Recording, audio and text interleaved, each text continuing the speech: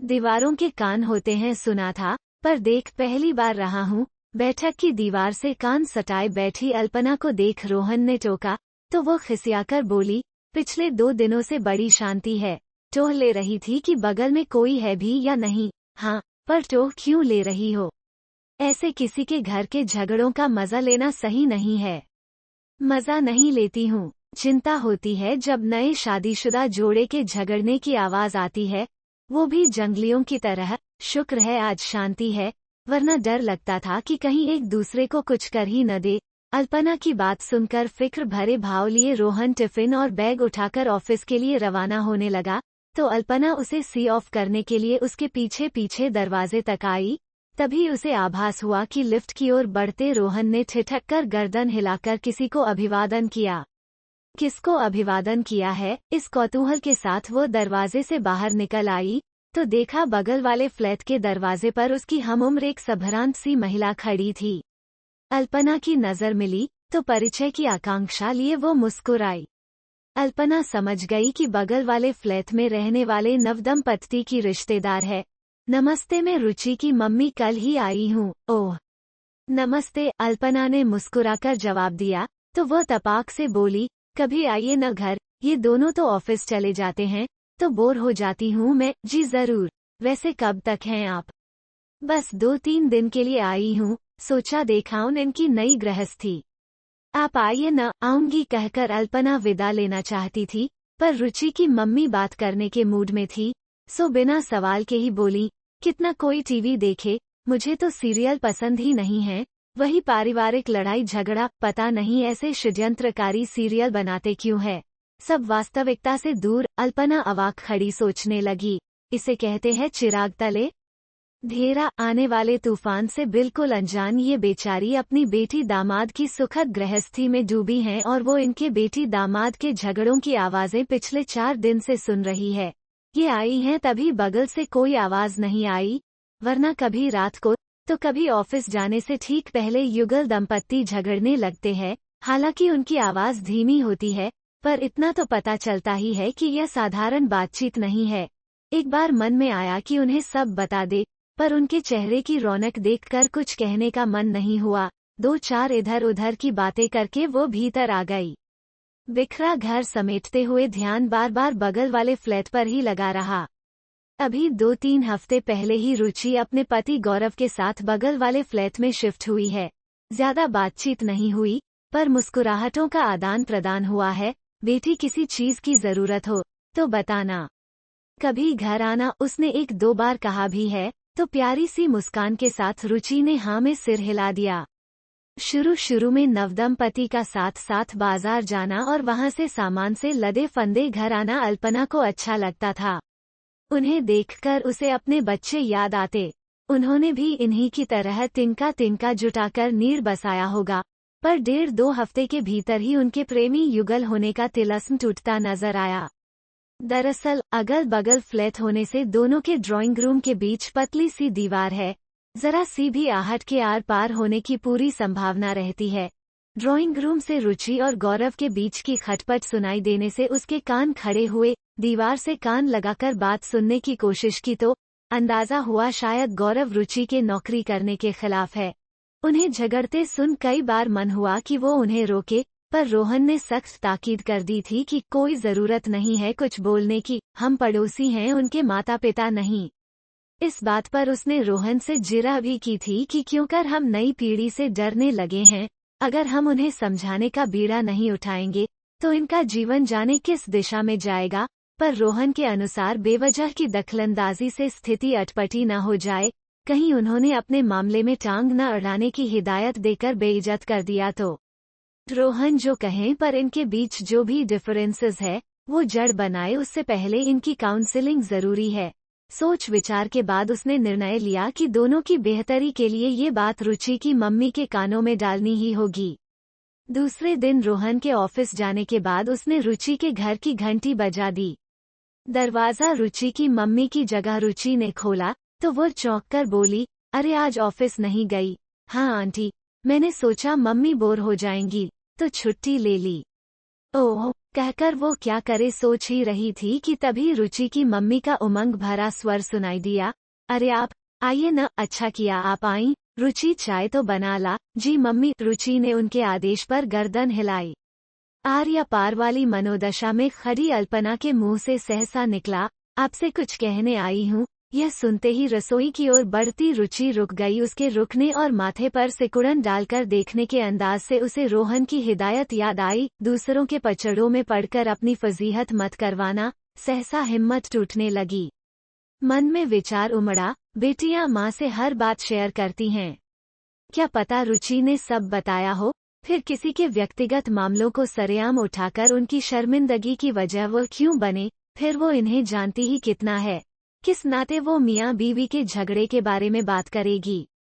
क्या हुआ, आप कुछ कहने जा रही थी, रुचि की मम्मी ने टोका, तो वो चौंक कर बोली, आज आप लोग हमारे घर डिनर पर आइए। यह सुनकर रुचि मुस्कुराते हुए बोली, अरे नहीं आंटी, इस बार रहने दीजिए। वो दरअसल आज हमने मूवी का प्रोग्राम बनाया है और उसके बाद बाहर ही डिनर। तो फिर कल भी नहीं आंटी, 3 दिन के लिए तो ये आई हैं। गौरव शाम को फ्री होता है, तो शामें कहीं न कहीं इंगेज की है। अरे छोड़िए डिनर विनर, आप आई यही मुझे अच्छा लगा। रुचि की मम्मी ने उसे दुविधा से उबारते भावनाओं में बह गईं। मुझे तसल्ली है कि आप लोग बगल में हो। मैं रुचि से आज कह ही रही थी कि पड़ोसी ही वक्त बेवक्त काम आते हैं, इसलिए उनसे संबंध बनाकर ही रखने चाहिए। आप लोग इन बच्चों का ध्यान रखिएगा। रुचि और उसकी मम्मी के साथ खूब बातें हुईं, पर वो बात न हो पाई जिसे कहने वो यहाँ आई थी। रुचि ने अपनी मम्मी से गौरव के व्यवहार के बारे में कुछ बताया या नहीं, इस दुविधा में घिरी वो घर आ गई। 2 दिन बाद रुचि की मम्मी चली गई।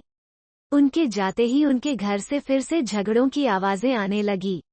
2 दिन तो किसी तरह उसने बर्दाश्त किया, पर इतवार को आवाज इतनी ऊंची हो गई कि नीचे वाली मिसेज वर्मा ने अल्पना को फोन लगाकर कहा, तुम्हारे घर के बगल वाले फ्लैट में क्या हो रहा है, मैं क्या बताऊं, तुम खुद आकर देख लो। चिढ़कर वह बोली और बाहर आ गई, तो देखा फ्लो के बाकी 2 घरों से भी ताका झांकी हो रही थी, पर कुछ कहने या करने की हिम्मत किसी में नहीं थी। सहसा उसने रुचि के फ्लैट की डोरबेल बजा दी। दरवाजा खुला तो वो दंदनाती हुई भीतर गई और उन दोनों पर बरस पड़ी। शर्म आनी चाहिए तुम लोगों को, 2 दिन पहले ही तुम्हारी मम्मी तुम्हारी सुखी गृहस्थी का ढेर सा संतोष लेकर गई है और आज तुम लोग कुत्ते बिल्ली जैसे झगड़ रहे हो। ये अपार्टमेंट है और लोग भी यहाँ रहते हैं, इस तरह से रोज रोज झगड़ना अच्छा है क्या। अल्पना के यूं डपटने पर रुचि अवाक थी और गौरव सन था। आंटी वी आर सॉरी, हमारी वजह से, आई मीन हमें नहीं पता था का बुरी तरह हड़बड़ाया गौरव कुछ कहता उससे पहले रुचि ने अल्पना का हाथ पकड़कर उसे सोफे पर बैठा दिया और खुद उसके घुटने पर सिर रखकर सुबक पड़ी। आंटी मेरा शुरू से सपना था कि मैं पढ़ लिख कर अपने पांवों पर खड़ी हूँ। आज जब मेरी मेहनत का फल मुझे मिल रहा है, तब ये मेरे पंख काटकर मुझे उड़ने से रोकना चाहते हैं।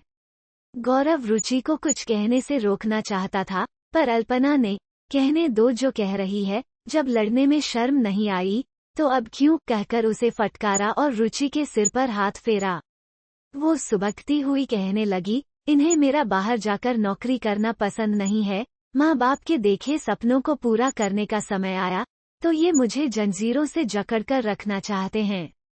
रुचि की हिचकियां बंध गईं, तो अल्पना ने आग्नेय दृष्टि से गौरव को देखा, जो असहज और बेबस सा खड़ा कभी रुचि को तो कभी उसे देखता जा रहा था।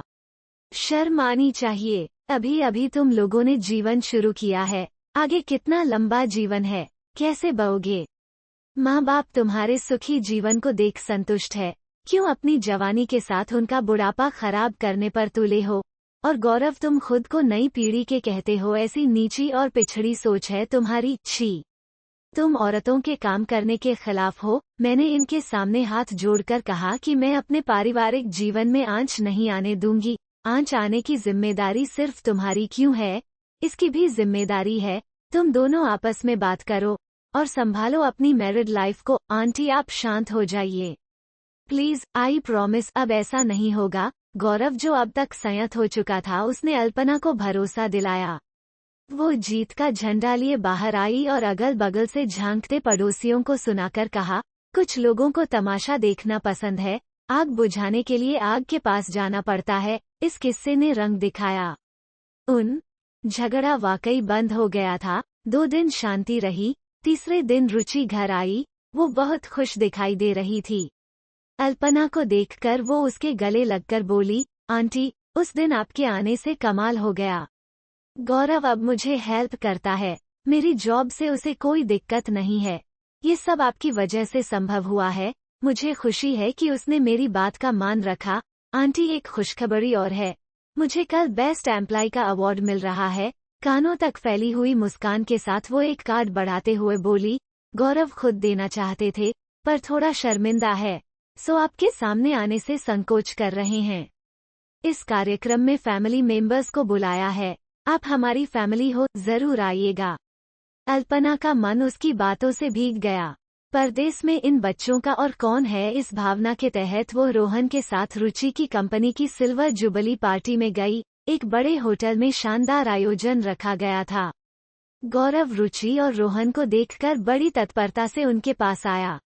आगे वाली पंक्ति में उन्हें आदर के साथ बैठाकर वो खुद भी उनके साथ बैठा। रुचि के बेस्ट एम्प्लॉय अनाउंसमेंट को लेकर उसे उत्सुक देख अल्पना को अच्छा भी लगा और आश्चर्य भी हुआ, क्योंकि उसे देखकर लग ही नहीं रहा था कि 2 दिन पहले वो रुचि के काम करने को लेकर अपना पुरुषोचित दम दिखा रहा था।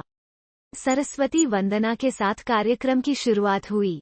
नारी सशक्तिकरण को लेकर एक नृत्य नाटिका की प्रस्तुति के बाद कंपनी के सीईओ द्वारा महिला वुमन एम्पावरमेंट को लेकर एक प्रभावशाली भाषण दिया गया। भाषण के तुरंत बाद वुमन एम्पावरमेंट पर आम आदमी की धारणाओं को बदलने वाली एक नई सोच को लेकर प्ले शुरू हुआ। प्ले में रुचि को देखकर अल्पना चौंकी। डायलॉग डिलीवरी अल्पना को पहचानी सी लगी। एक दबी कुचली प्रताड़ित नारी के रोल को निभाती रुचि ने बोलना शुरू किया, वो हैरानी में डूबती चली गई और फिर उसने गौरव को घूरकर देखा, जो धीमे धीमे हंस रहा था। अल्पना का बस चलता तो वहीं उसके कान उमेट देती, पर वो शरारत भरे भाव आंखों में लिए अपने कानों को माफी मांगने वाले अंदाज में पकड़े बैठा था। असलियत जानकर अल्पना अपने दोनों हाथों से मुंह ढांपकर हंसती रही। रोहन अपने अगल बगल देखकर कुछ कुछ माजरा समझ गए थे। जोरदार एक्टिंग करती रुचि के डायलॉग हूबहू वही थे, जो घर की बैठक की दीवार से इस पार कान लगाकर सुनाई देते थे। झगड़े वाला सीन वही था, बस पति के किरदार में गौरव नहीं था। जो संवाद रुचि ने उस दिन अल्पना से कहे थे, वो उसी पोज में आज किसी औरत के सामने घुटनों के बल बैठकर मार्मिक अंदाज में बोल रही थी। कार्यक्रम के अंत में रुचि बेस्ट एम्प्लॉय अवार्ड लेकर चहकती हुई आई, तो अल्पना ने हंसकर उसे गले लगा लिया। आप हंस रही है, मैं तो पिटने के मूड में थी। मूड तो मेरा भी कुछ ऐसा ही था, पर तुम लोगों की प्यारी सी शरारत और भोली सूरत देखकर किसी तरह खुद को रोका है। अल्पना ने आंखें तरेर कर रुचि से कहा, तो गौरव और रुचि ठहाका मारकर हंसने लगे। अल्पना मायूसी भरा स्वांग रचते हुए बोली, टीचर हूँ, बच्चों का झूठ पकड़ने में माहिर, पर इस बार मात खा गई, मेरा सिर भी खा गई यह कह कहकर कि इन बच्चों की शादी का क्या होगा। रोहन बोले, तो अल्पना रुचि और गौरव से धमकी देने वाले अंदाज में बोली, अब तुम लोगों की यही सजा है कि मेरी साख गिरने नहीं दोगे और किसी को नहीं बताओगे कि तुम्हारा झगड़ा असली नहीं था, बल्कि प्ले की प्रैक्टिस थी। बिल्कुल नहीं आंटी, हम आपकी साख कतई नहीं गिरने देंगे और अपने झगड़े को ऐसे ही जारी रखेंगे। गौरव बोला, तो अल्पना ने झट से उसके कानों को धीरे से पकड़ते हुए खबरदार कहकर उंगली से चेताया, तो सब हंस पड़े। आंटी, हम तो उस दिन ही बता देते, पर अचानक प्रश्नवाचक चिन्ह। रियलाइज हुआ कि मेरी एक्टिंग इतनी नेचुरल है कि आप हमें डांटने चली आईं। बस एन मौके पर ये शरारत सूझ गई। रुचि के खुलासे पर इस न भूलने वाले वाक्य पर अल्पना और रोहन देर तक हंसते रहे। 2 दिन बाद मिसेज वर्मा लिफ्ट में मिली और गंभीरता से अल्पना से बोली, भाभी जी, आपने अच्छी फटकार लगाई दोनों को। अब इनके घर से झगड़े की आवाज नहीं आती। हाँ जी, बस एक कोशिश की थी, कामयाब हो गई और क्या कहा जाए। अल्पना ने भी उतनी ही गंभीरता से जवाब दिया। तो पास खड़े रोहन फुसफुसाए, लगता है एक्टिंग का असर तुम्हारे सिर चढ़कर बोल रहा है। हम जीवन में कुछ न कुछ ट्राई करते रहना चाहिए। एक्टिंग भी करके देख लेती हूँ। मिसेज वर्मा उनकी फुसफुसाहट और दबी दबी हंसी देख असमंजस भरे अजीब से भाव के साथ रुकी, लिफ्ट के खुले दरवाजे से जल्दी से बाहर निकल गई। उनके जाते ही अल्पना और रोहन की जबरन रोकी हंसी जो छूटी तो देर तक बंद ही नहीं हुई।